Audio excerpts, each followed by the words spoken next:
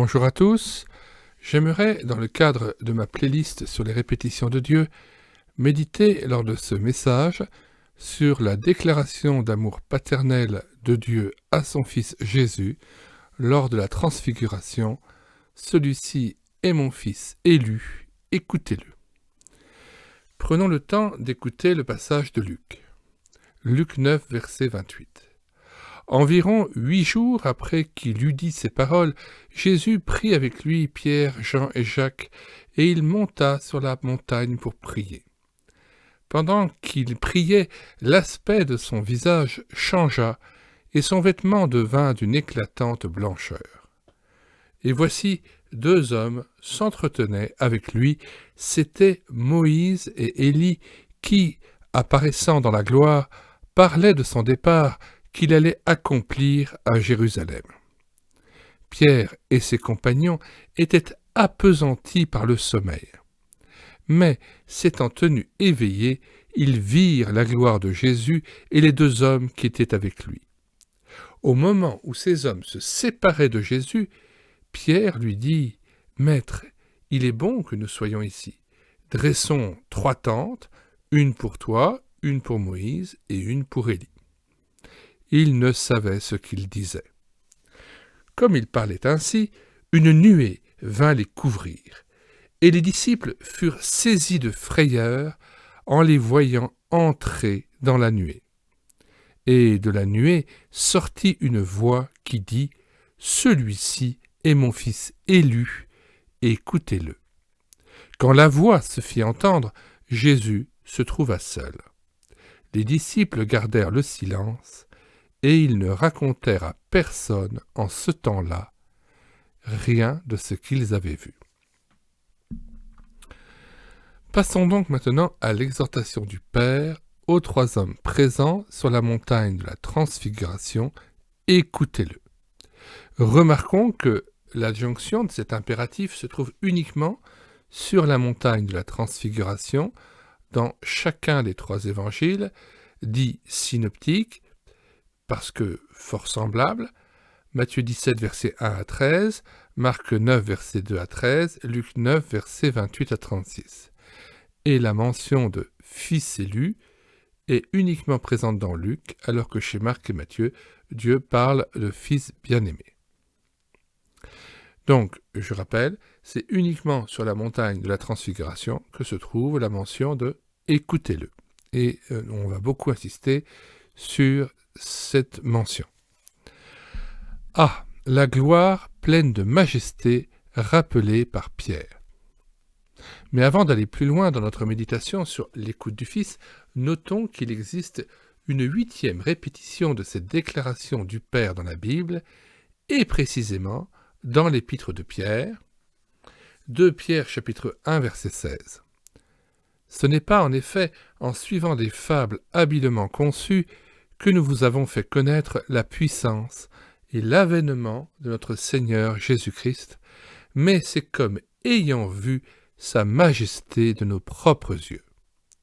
Car il a reçu de Dieu le Père honneur et gloire, quand la gloire magnifique lui fit entendre une voix qui disait « Celui-ci est mon Fils bien-aimé, en qui j'ai mis toute mon affection. » Et nous avons entendu cette voix venant du ciel lorsque nous étions avec lui sur la sainte montagne.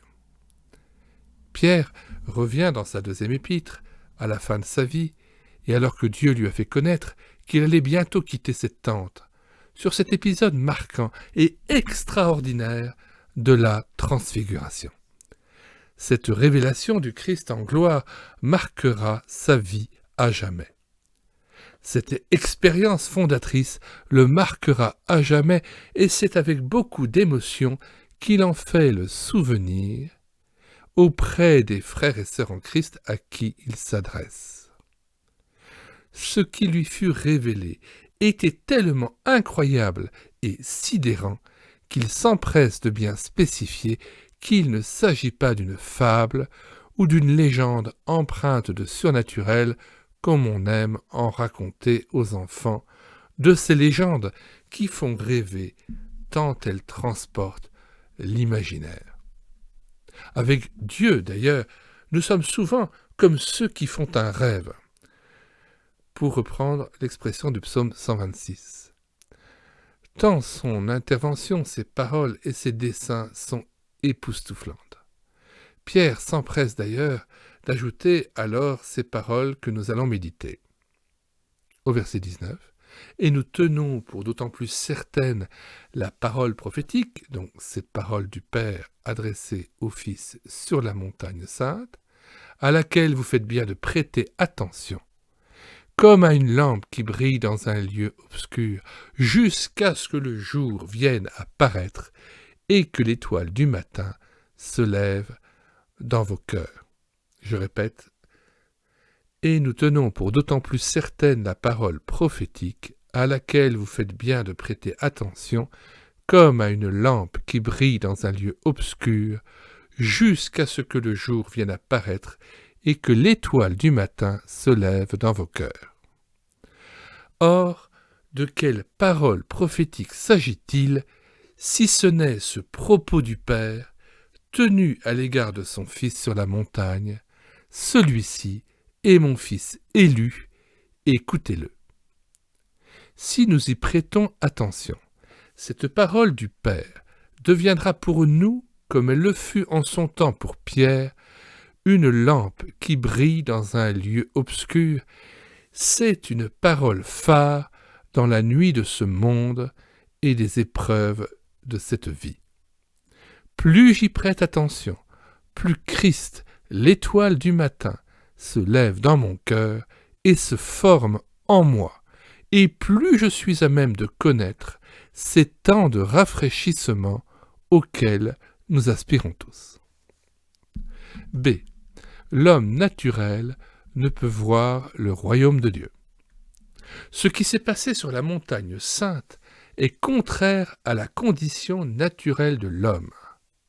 En Romains, chapitre 3, verset 23, « Car tous ont péché et sont privés de la gloire de Dieu. » Normalement, aucun homme n'a le privilège de voir le royaume de Dieu de son vivant, de rencontrer des gens vivants dans l'au-delà, comme Moïse et Élie. Notons d'ailleurs la peur qui s'empare des disciples lorsque la nuée lumineuse les recouvre et les protège tout à la fois. Ils entendent le propos solennel du Père. « Celui-ci est mon Fils élu, écoutez-le. » Cette crainte, cette peur s'empare de tout homme, fût-il serviteur de Dieu, qui s'approche de Dieu le Père ou d'un ange. Ainsi en fut-il pour Daniel face à l'envoyé de Dieu, venu pour lui parler. Daniel chapitre 10 verset 11. « Lorsqu'il m'a dit cela, je me suis tenu debout, tout tremblant. » C'est Christ, le Fils aimé, certes, mais aussi choisi et élu. Il est le oint, le Christ, celui sur qui repose l'Esprit Saint, l'élu par excellence. Remarquons qu'au lieu de l'expression « mon fils bien-aimé », c'est un autre terme qui est présent dans plusieurs manuscrits de Luc. Ek l'élegmenos, littéralement élu, choisi. Le choisi, nous dit Alfred Kuhn dans le commentaire des difficultés bibliques, les épîtres générales, édition Emmaüs, page 388, le choisi est un titre messianique du judaïsme palestinien trouvé dans les rouleaux de la mer morte.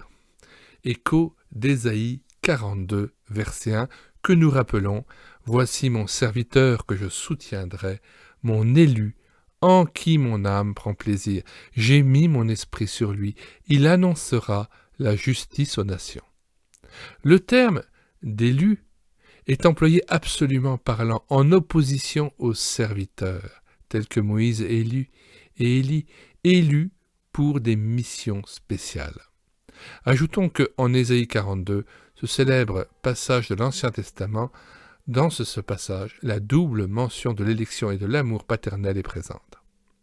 Face à cette élection du Fils et la mention de ce choix de Dieu, nous ne pouvons pas faire l'impasse sur le choix aussi des disciples. Ici, ils sont cooptés pour avoir le privilège d'assister à la transfiguration et voir le royaume de Dieu. Seuls ont été choisis Pierre, Jacques et Jean. À plusieurs endroits, il est bien marqué que le nom des élus est marqué dans le livre de vie depuis la fondation du monde, et l'enfant de Dieu est aussi, à l'image de Christ, un fils élu et choisi. Un fils élu et choisi, confère Romains 9, verset 15, ainsi que de nombreux passages qui nous parlent de la prédestination. Nous pouvons penser par exemple à Apocalypse chapitre 13 verset 8, « Et tous les habitants de la terre l'adoreront, ceux dont le nom n'a pas été écrit dès la fondation du monde dans le livre de vie de l'agneau qui a été immolé. » Revenons à notre méditation. D'écouter Christ est une grâce. Revenons à notre propos initial concernant l'exhortation à une écoute attentive de Jésus, Fils élu et aimé par le Père. Comme vous le savez, le nom de notre chaîne YouTube est « Elle écoutait sa parole, Audiebat verbum Christi ». Et tout son projet repose sur un ardent désir d'écouter la parole de Jésus. C'est donc un point qui nous tient particulièrement à cœur. Nous nous souvenons du passage bien connu de Christ présent chez Marthe et Marie et de Marie assise aux pieds du Christ, captivée par les paroles qui sortaient des lèvres de son bien-aimé. Jésus lui-même déclarera à Marthe que c'est Marie qui a choisi la bonne part par cette volonté de s'ouvrir aux paroles du Fils. Or, il faut l'avouer, cette disposition d'esprit est déjà une grâce insigne, car écouter est le début de tout, et rien n'est possible dans l'œuvre de Dieu si nous ne sommes pas disposés, encore et toujours, dans chacune des étapes de nos vies, à écouter la direction et le conseil de Jésus. L'homme naturel est sourd et aveugle. Naturellement, même le serviteur de Dieu est sourd aux paroles de Dieu. L'homme ne peut pas entendre sa parole. Ésaïe 42, verset 18, « Sourd, écoutez, aveugle, regardez et voyez. Qui est aveugle, sinon mon serviteur, et sourd comme mon messager que j'envoie? Qui est aveugle comme l'ami de Dieu, aveugle comme le serviteur de l'Éternel? Tu as vu beaucoup de choses, mais tu n'y as point pris garde. Tu as ouvert les oreilles, mais on a ouvert les oreilles, mais on n'a point entendu. » D'ailleurs, dans la parabole de Lazare et du riche, lorsque le riche se retrouve en enfer et qu'il demande à pouvoir se rendre auprès de ses frères pour les préserver d'un tel lieu de tourment, Luc chapitre 16, verset 27, le riche dit « Je te prie donc, Père Abraham, d'envoyer Lazare dans la maison de mon père, car j'ai 5 frères. C'est pour qu'il leur atteste ces choses, afin qu'ils ne viennent pas aussi dans ce lieu de tourment. » Et Abraham répondit, « Ils ont Moïse et les prophètes, qu'ils les écoutent. » Et il dit, « Non, Père Abraham, mais si quelqu'un des morts va vers eux, ils se repentiront. » Et Abraham lui dit, « S'ils n'écoutent pas Moïse et les prophètes, ils ne se laisseront pas persuader quand même quelqu'un des morts ressusciterait. » Plus encore, au moment même où Dieu veut nous parler, nous sommes souvent pris d'un sommeil spirituel, d'une fatigue quasi surnaturelle. Regardons la scène sur la montagne en Luc 9. Et Pierre et ceux qui étaient avec lui étaient accablés de sommeil. Et quand ils furent réveillés, ils virent sa gloire et les 2 hommes qui étaient avec lui. Remarquons que le même sommeil lamentable s'emparera de tous les disciples au jardin des Oliviers au moment même où le Christ aurait tant eu besoin de leur solidarité dans la prière et à un instant si critique de sa vie. Pourquoi est-il si important d'écouter le Fils? Car de cette écoute attentive découle tout le reste, et notamment le don suprême, celui du Saint-Esprit dans nos cœurs, source de vie, de joie et de paix. Or, c'est précisément au moment où l'Esprit Saint descend sur Christ, comme une colombe, que Dieu le Père choisit de s'exprimer en s'adressant directement aux témoins du baptême de Christ par Jean-Baptiste. Il va sans dire qu'au-delà de ces témoins directs privilégiés de la parole de Dieu, c'est nous qui sommes visés. Ce sont non seulement les croyants et tous ceux qui seront au bénéfice de l'écoute de l'Évangile, mais aussi le monde entier à qui ce témoignage est donné. La Trinité est ici présente et comme unie dans son action pour rendre un témoignage vivant et solennel à la messianité de Jésus. Voir acte 10, Pierre parlant à Corneille et lui annonçant l'Évangile, prédication simple et vivante et inspirée par l'Esprit de Christ vivant dans le cœur de Pierre, précédant le don du Saint-Esprit à Corneille et toute sa famille. Mais revenons aux circonstances qui président à la délivrance de ce message. Il est donné délibérément à deux moments cruciaux de la vie du Christ, lors de son baptême par Jean-Baptiste, Matthieu 3, verset 17, qui l'introduit comme souverain sacrificateur, roi et prophète aux yeux du peuple, et lors de la transfiguration sur la montagne, Matthieu 17, 5, qui révèle, magnifie la divinité de Jésus au travers de son corps divin glorieux, éternel et incorruptible. Mais aussi, en miroir si je puis dire, sa capacité à transfigurer nos propres corps en un corps aussi glorieux et délivré de la mort lors de la résurrection des corps, Philippiens 3, verset 21 et 1 Thessaloniciens 4, versets 16 à 17. Cette prise de parole a lieu au moment même où il nous est dit l'objet même de la conversation entre Christ, Moïse et Élie dans la gloire, Luc 9, versets 30 à 31. Et voici deux hommes s'entretenaient avec lui. C'étaient Moïse et Élie qui, apparaissant dans la gloire, parlaient de son départ qu'il allait accomplir à Jérusalem, voir Luc 9, verset 51. Lorsque le temps où il devait être enlevé du monde approcha, Jésus prit la résolution de se rendre à Jérusalem. 3. La révélation du Fils. Or, il faut se rappeler que cette transfiguration et cette vision du royaume de Dieu avaient été annoncées par Jésus à ses disciples en ces termes, Luc 9, verset 27. Et je vous dis en vérité que de ceux qui sont ici présents, il y en a quelques-uns qui ne goûteront point la mort jusqu'à ce qu'ils aient vu le royaume de Dieu. À Jésus-Christ, incarnation vivante du royaume de Dieu. L'évangile de Marc nous révèle qu'ils virent en Jésus-Christ l'incarnation du royaume de Dieu au travers de sa transfiguration.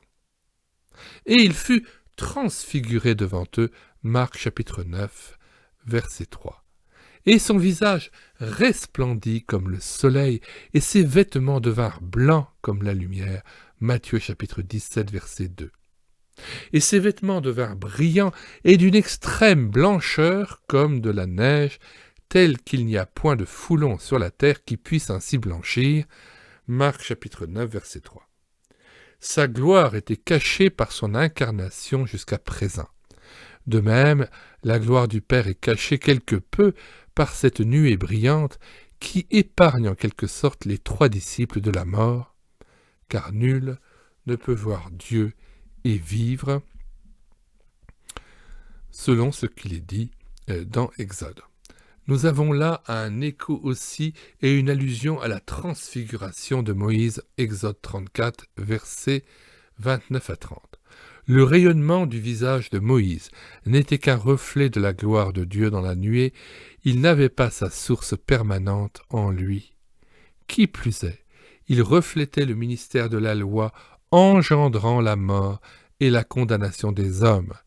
Par contre, le rayonnement de Christ est celui de la vie que le Père lui a donné d'avoir en lui-même, vie qu'il dépose comme un dépôt précieux par le don de l'Esprit de vie en nous, et il reflète le ministère de la grâce et de la vie éternelle.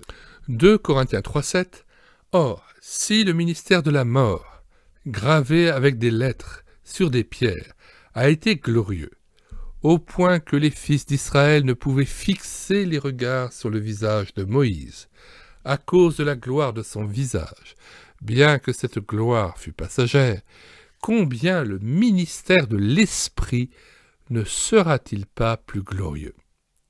La prophétie de Deutéronome 18, 15, où Moïse avait prédit que Dieu enverrait un prophète, comme moi, issu de votre peuple, un compatriote, écoutez-le, doit être rappelée en cet instant de notre exposé.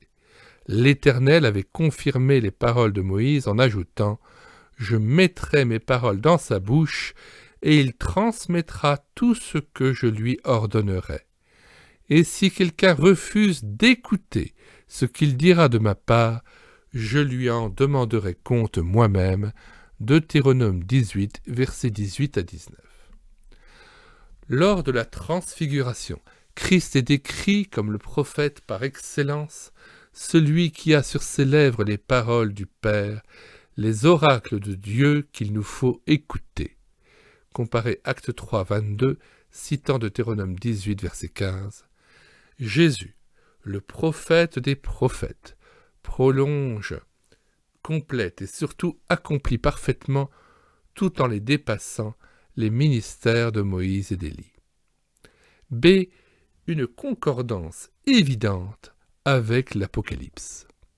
Cette révélation de la véritable nature glorieuse et divine du Fils, lors de la transfiguration, renvoie directement à celle de l'Apocalypse, où Jean tomba aux pieds de Jésus comme mort, lorsqu'il vit le Christ sur son trône éternel de gloire. Apocalypse 1, verset 16. Il avait dans sa main droite 7 étoiles. De sa bouche sortait une épée aiguë à 2 tranchants, et son visage était comme le soleil lorsqu'il brille dans sa force. Quand je le vis, je tombai à ses pieds comme mort. Il posa sur moi sa main droite en disant « Ne crains point, je suis le premier et le dernier, et le vivant. J'étais mort, et voici je suis vivant au siècle des siècles. Je tiens les clés de la mort et du séjour des morts. » Si Christ s'était révélé dans toute sa gloire devant les disciples sur la montagne sainte, et s'il ne les avait pas épargnés en quelque sorte, ces derniers seraient morts et n'auraient pu supporter l'aspect grandiose de cette révélation divine. Le privilège qui leur fut fait, l'honneur qui leur a été accordé de connaître la vraie personne du Christ, de Jésus, Fils de Dieu, est une gloire à laquelle nous avons part dès maintenant et qui rejaillit sur chacun de nous qui croyons. Sur nous qui persévérons dans la foi, dans l'attente de sa manifestation, terme transcrit du grec épiphanie. C'est notre couronne de gloire. 2 Timothée 4, verset 8.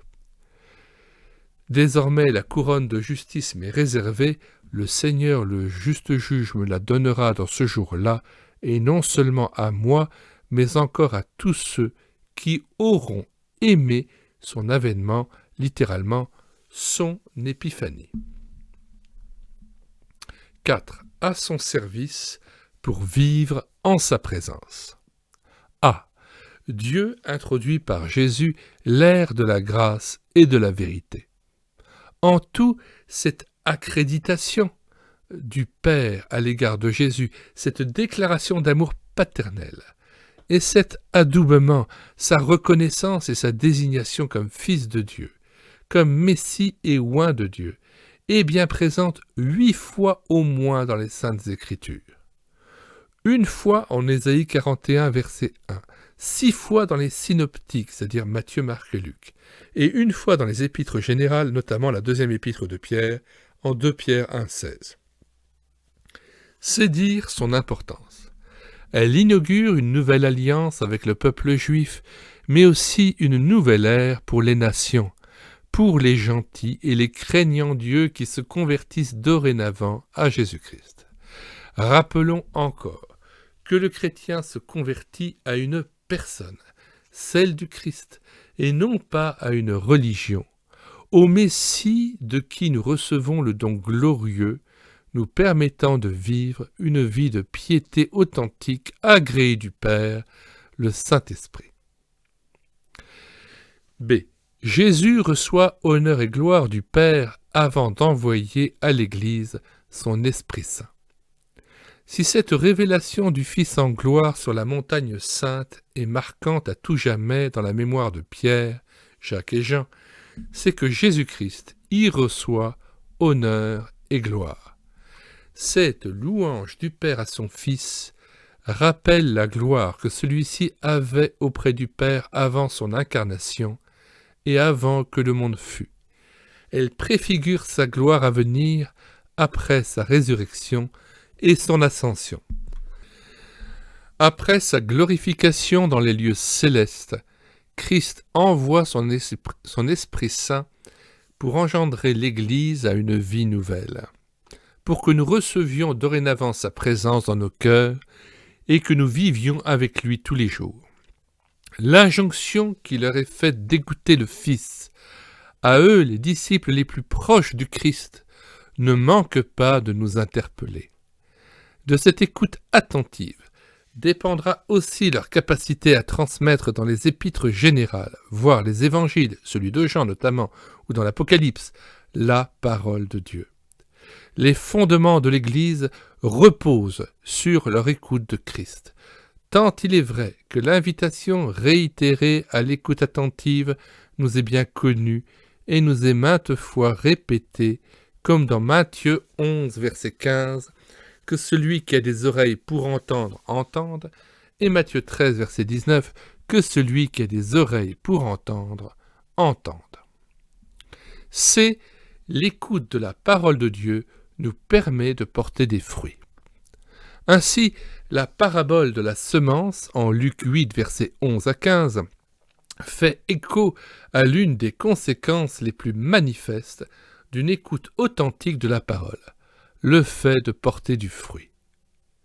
Ce qui est tombé dans la bonne terre, ce sont ceux qui, ayant entendu la parole avec un cœur honnête et bon, la retiennent et portent du fruit avec persévérance. L'engendrement à la vie, il ne s'agit pas de moins que de cela, dépend de cette écoute. C'est de l'écoute de la parole de Dieu que vient la force pour enfanter, selon les termes de l'Ancien Testament, Ésaïe 37, verset 3, « Car les enfants sont près de sortir du sein maternel, et il n'y a point de force pour l'enfantement. » L'écoute de la foi a créé initialement l'Église. Elle l'a maintenue en vie pendant plus de 2 millénaires, et l'avenir de l'Église dépendra de cette écoute. Romains chapitre 10, verset 14. Comment donc invoqueront-ils celui en qui ils n'ont pas cru? Et comment croiront-ils en celui dont ils n'ont pas entendu parler? Et comment en entendront-ils parler s'il n'y a personne qui prêche? Et comment y aura-t-il des prédicateurs s'ils ne sont pas envoyés? Selon qu'il est écrit, qu'ils sont beaux les pieds de ceux qui annoncent la paix, de ceux qui annoncent de bonnes nouvelles. Mais tous n'ont pas obéi à la bonne parole. Aussi Ésaïe dit-il, « Seigneur, qui a cru à notre prédication ?» Ainsi la foi vient de ce qu'on entend, et ce qu'on entend vient de la parole de Christ. D. Tenir une lampe allumée et avoir une réserve d'huile sainte pour le retour du fiancé. Matthieu 25, versets 1 à 13, parabole des vierges sages et des vierges folles. À nous donc de nous tourner encore et toujours vers Jésus, de méditer sa parole, de serrer sa parole dans notre cœur. Psaume 119, verset 1, verset 11, « Je serre ta parole dans mon cœur, afin de ne pas pécher contre toi. » De serrer sa parole dans notre cœur et d'entretenir notre lampe, afin qu'elle soit toujours remplie d'huile sainte, afin d'être prêt pour le retour du fiancé pour les noces de l'agneau. Notre foi augmentera à la mesure de l'attention que nous prêterons aux paroles de Jésus. Ce conseil du Père est adressé à tous dans l'Église, mais elle est aussi, avant tout, adressée aux directeurs spirituels chargés de l'enseignement et à la formation doctrinale, car ce sont eux qui fondent l'Église et l'affermissent comme pasteurs du troupeau. Hébreux 12, verset 25.